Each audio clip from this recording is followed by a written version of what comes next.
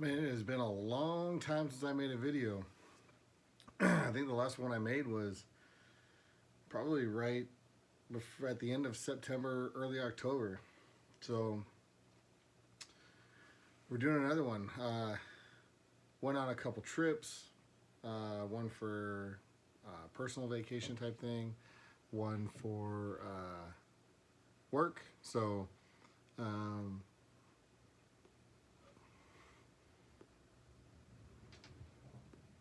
just kind of had a busy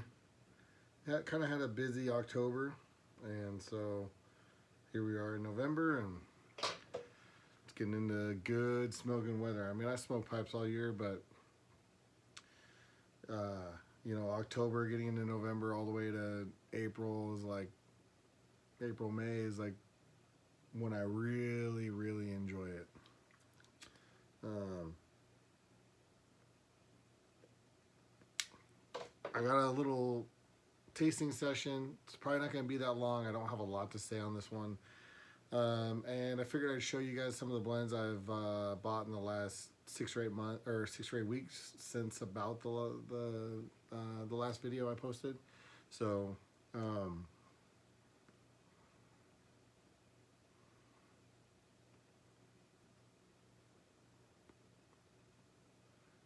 she doesn't want to stay lit, but that's all right. This is my little Radici Rhodesian. Super nice little pipe. I really like how it looks. Obviously, it looks great. That straight Rhodesian feels really good in the hand, and it's really light too, which is, I mean, not like like featherweight light, but like pretty light for the size. So really a big fan of that, and we're smoking GLP's JackKnife Plug. I don't know if that comes up backwards, the writing, how it looks to you guys. I don't know. It looks backwards to me. So anyway, that's JackKnife Plug. It is see, what does it say? It says Kentucky ripe red Virginias and golden flue cured. So no perique. It doesn't say there's any perique. So Virginia and Kentucky. I don't have a lot to say about this blend. I think it's okay. I think I would like it a lot more if it wasn't a cake. You can kind of see here.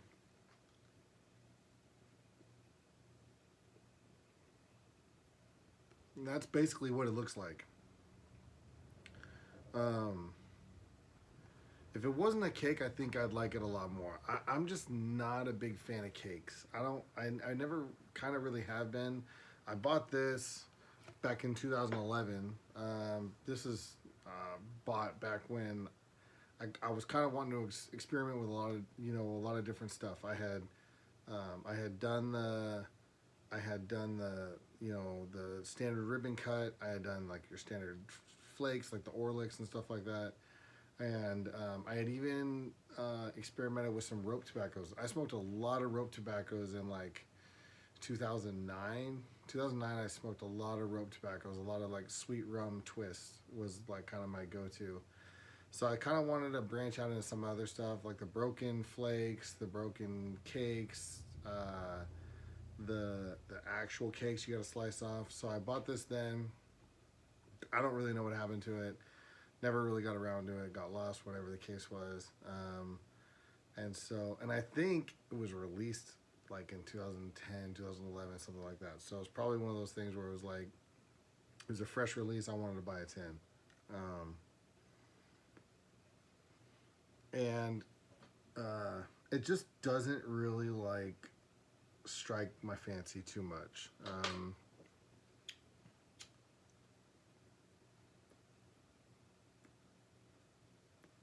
It doesn't really blow my skirt up.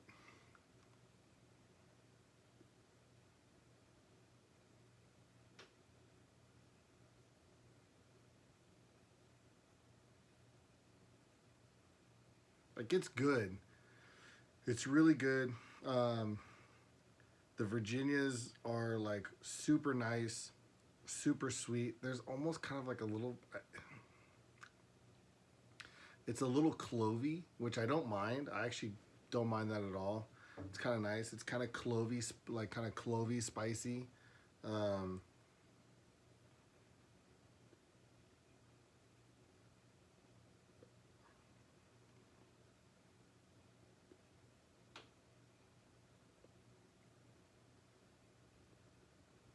when you smell it, it's like sour grass. It's like sour grass and sweetness.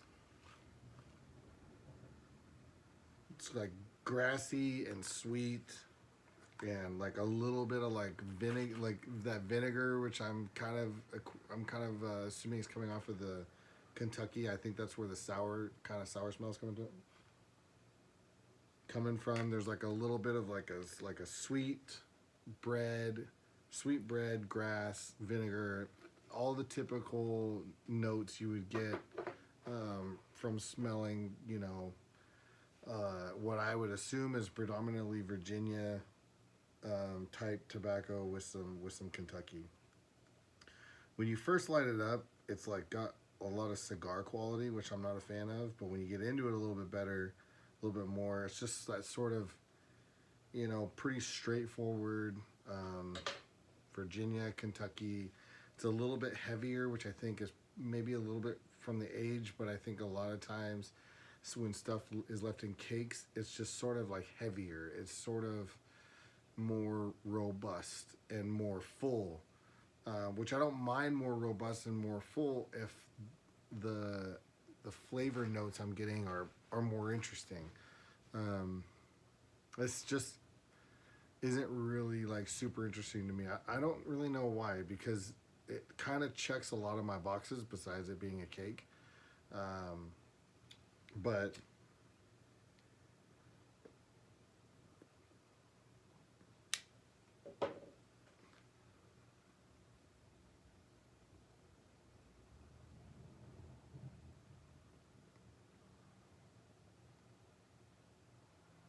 it's it's hard because I don't like talking. I don't. I mean, I don't like to give I don't. I got away from like the review, calling it a review because I don't want to call it a review. I just want to call. I just want to say like this is kind of what I smell. This is kind of what I taste. This is what I feel. This is what it feels like to me to smoke. Um, and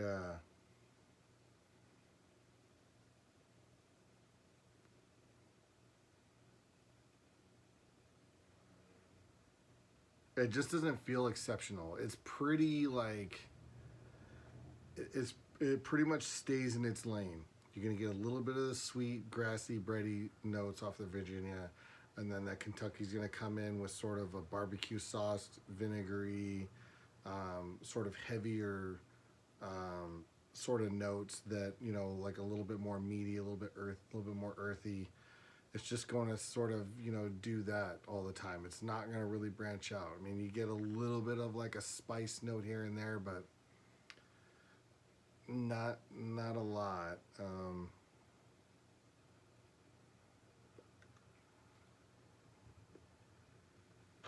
Like I said, I think that I would probably like this tobacco a lot more. I would like this blend a lot more if it actually wasn't a cake. I'm not a huge fan of cakes. There's been some that I've kind of liked. I generally stay away from them just due to the extra. You guys might kind of hate me for this, but the extra preparation. And I would prefer a normal flake, something that's a flake. I would probably prefer this as a flake in the European style, something that I could fold and stuff, something that I can completely rub out, something that I could keep in kind of like a broken flake format and kind of figure out because that's what I like. Flakes are kind of my favorite because like a European style flake is kind of my favorite because they're so versatile. You can do so many different things, and you can experiment with them to figure out what um, what it what you really like or what how it likes to be prepared, how you like to prepare it, and then you can do that. With a cake like this, I haven't really been successful in doing anything other than like trying to slice them off as thin as I can, and then basically just, you know, breaking them up in my fingers and essentially fully rubbing them out. So, like I said, not my favorite. Some good flavors there, not overly interesting in my opinion, but I think for a lot of people, if you like plugs or cakes, or you know you like Kentuckies, I think there's going to be it's going to be it's going to appeal to a lot of guys that like Kentucky, and then there isn't a ton of blends out there where you can get just like Virginia and Kentucky. You know, it's Virginia Pre-Kentucky or Virginia Burley Kentucky or Virginia Oriental Kentucky. You know, so this is kind of interesting in that way, is that you can the Kentucky really showcases itself, because the Virginia is very much this and the Kentucky is very much this, so you can like pretty easily pick them out. So that's another thing, maybe a good blend for you to try if you're interested in trying to pick out what Kentucky is doing in these blends that have other things. This one may not be a bad one for you to try, just so you can kind of get an idea of what, you know, Kentucky's going to do just with a Virginia. So, you know, something to think about. Now, I got a bag here. I don't know if I'm going to pull all these out, but I'll show you guys some of the stuff that I've picked up here recently.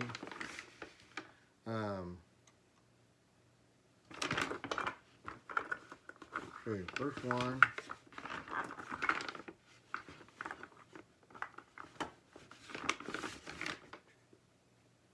is I picked up, how many tins of this? I don't know, two or three tins of Mallard Flake plus Perique. This was at a local store that I opted into. They had it. I've had Mallard Flake before, and I thought it was pretty decent. I don't remember it being like super special, but I thought, you know, that's kind of a limited thing, so might as well give that a shot.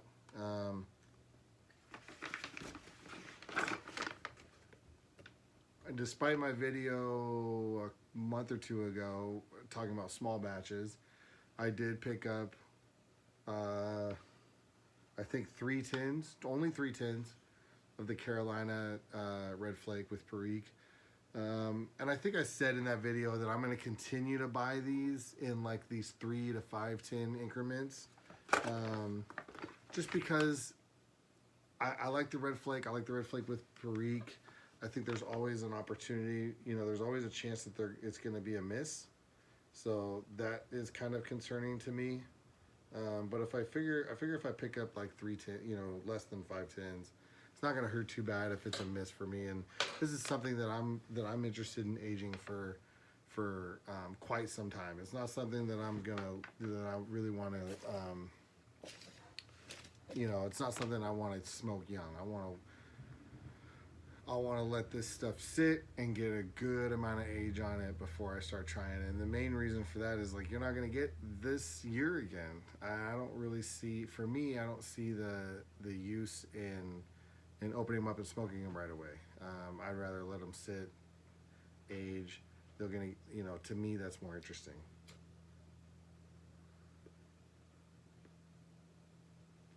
Now, I'm going to try to keep it as short as I can.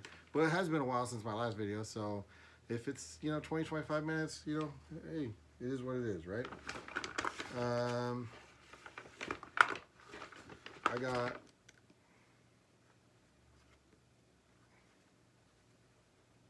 two tins of Dorchester, which is also another brick and mortar find. So goes back to my video on small batches. Just be patient. Be patient.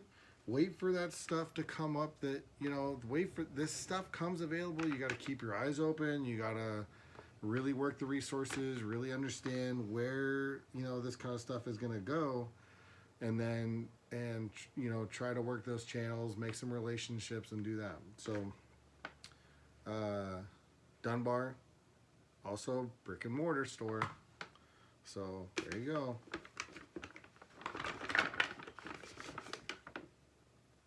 I've never had anything labeled Germains like this, where it says Germains right there on the top. So I had an opportunity to get it. I've never really even like researched a whole lot of Germains, but it's one of those things where I know it's rare. I kind of struggled with buying it. It was, $33. These are brick and mortar prices. Those esotericas were 30 to 32 bucks. So you are going to pay for it. For me, I know for Dunbar and Dorchester, it's worth it. Germain's Royal Jersey Perique mixture. 5 tins of Rattray's Howl of the Wind. Not a brick and mortar find. This was online. So I got 5 tins of Howl of the Wind. I think I needed to round out my order. So I'm a really big fan. Oh, no, this is different. Dunhill's Navy Rolls. This is another one. Overpaid for, but this is a 2016, 2017-ish Dunhill Navy Rolls. I've smoked Dunhill Navy Rolls before. I don't have any more Dunhill tins. I only had like 2 or 3. I smoked them. So, and then they switched to Peterson. But it's the same. So I like I really like the Dunhills. I really like the Peterson. They are the same. I might get some hate for this, but it's okay. I know there's a lot of people when that switch happened, they were like, "Oh, I'm gonna smoke this Dunhill versus this Peterson and see how different they are." And this, I think a lot of people were like, "I don't really see the difference." And then there were some people that were like, "Oh, I really like this one. Dunhill's better." Blah blah blah blah blah. I might get a lot of hate for this, and that's totally fine. It is the same. It is the same. When they switched to Peterson, the people that okay. So for the last, like, we'll call it like 10 to 12, 15, whatever it was, years, the Dunhill was producing these, right? Like this. This was produced in a blending house that when Peterson bought Dunhill, it was produced in the exact same blending house. So the people that produced this tin of Dunhill produced the next tins of Peterson, whatever that was. You can get back in like the Dunhills from like the mid 2000s or whenever they switched to that blending house. But if you have a Dunhill tin that was like one of the last 10 to 15 years ish, as long as it was made in that blending house, it's gonna be the same.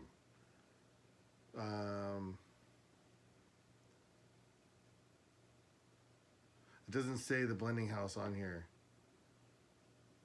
It says manufactured in EU, Denmark, under the authority of Dunhill. Under the authority of Dunhill. Dunhill wasn't making this. This is being made by a blending house in Denmark. And then when Peterson bought it, guess who was making it? The exact same blending house in Denmark. So, I bought it for nostalgia's sake, really, just to have a Dunhill Navy Rolls around, because that's probably my favorite Dunhill blend is the Navy Rolls. I really like Early Morning Pipe too. Little bit different style, obviously. But I kind of bought it for the nostalgia. That might be one of those things where I like hang on to it for 20, 30 years and then maybe break it out. But did not pay brick and mortar MSRP for that. I think I ended up paying. I mean, if you were to get that in a brick and mortar when they were available, it was going to be around 30 bucks, and I think I paid like probably like a 20% markup on that. It was like around 40 bucks or whatever, $45, which I'm fine with, because if I wanted to buy a Navy Rolls just to have in the smoke, I'll buy the Petersons, which I've been doing. I have quite a few tins of those. This is for different reasons. Rattray's Red Rappery, 3 tins of Red Rappery. I'm gonna end up showing you guys everything. And then I bought a tin of this, 2 tins of this Anomalous, which who is this produced by? I think it's blended by George Jensen. I think it's produced in Sutliff. So produced in Sutliff, but this is it's a signature series by George Jensen. So Anomalous. I've never tried it. This is another one of those ones. I bought it with the Mallard Flake at the brick and mortar. It's a limited thing. It was a limited release. I don't know why I'm buying limited releases, because if this stuff is amazing, then I'm kind of screwing myself. But it's a crumble cake, so am I gonna like it? I don't know. We'll see. A crumble cake. I think this is why I bought it. Featuring Catarini Perique. Can they call it Perique if it's not produced? I'm assuming Catarini Perique is not produced in St. James Parish in Louisiana, right? Otherwise, they would call it St. James Perique or whatever. But this, no, it says featuring Catarini Perique, an Oriental tobacco grown in Greece. Catarini Perique has a lighter taste than normal Perique, and as an extra gain, it develops a raisin fruity taste. So it says it's lighter, it's more fruity. It's blended with Red Virginia, Virginia Cavendish, and a bit of high-grade burley. So interesting. It's worth a shot because it's kind of interesting. I don't know. Might regret that. I think that they shouldn't call it Perique. I think if it's not produced in St. James Parish in Louisiana, it should be like champagne that's not produced in France. Is it a specific region in France in order to be champagne? Or is it all of France can be called champagne if it's champagne? I don't know. I think they should figure out something else to call it. Like if, the champagne that's produced here is not champagne, it's sparkling wine or whatever it's called, technically, I guess. But, and then I got, how many? 3? 2, 3? I don't know. I can't see. I got 2 or 3 tins of Long Golden Flake, which is also found online. Just gotta keep the hunt alive, man. You can find this stuff. You can find Long Golden Flake. You can find the Heinrichs Golden Slice. You can find this stuff. You just gotta keep hunting. So anyway, that's basically what I've bought in the last 6 to 8 weeks. I don't have any plans to buy anything else for the next couple months. Maybe in January, February, if something comes up, I'll buy something January, February. But kind of spent a little bit of money on that stuff. I mean, I always try to keep in mind that if an Esoterica, if a Dunbar or Dorchester, definitely a Dunbar or Dorchester. If one of those pop up, I'm gonna probably buy it. And at retail, I'm not gonna buy secondary prices. I'm not gonna pay secondary prices on that. So, I paid a little bit of an extra markup secondary price on that Dunhill tin, just because I wanted it for nostalgia. I want to be able to have that, and then I don't know. I mean, it's already got 6-7 years of age on it. I might let it sit till 10 years old, and I might smoke it. But that's gonna be one of those ones where I'll probably keep the tin on that. I don't really keep tins. I have a couple around that I keep, like, spare bits and pieces of things. But for the most part, I don't really keep tins. I'll probably keep that tin just because, like I said, it's pretty much my favorite Dunhill. It's cool, the herb Dunhill. So, anyway.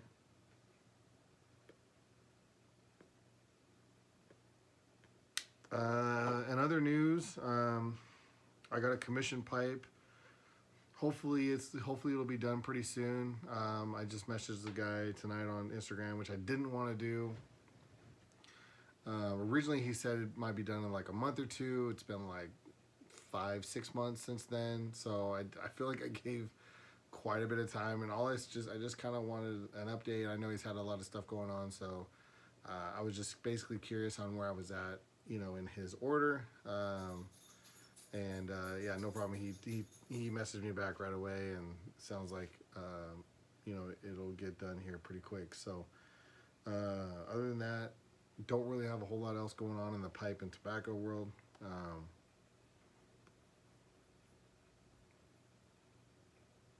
But when that comes through, I'll show you guys, because that'll be pretty cool. I'm pretty excited about it.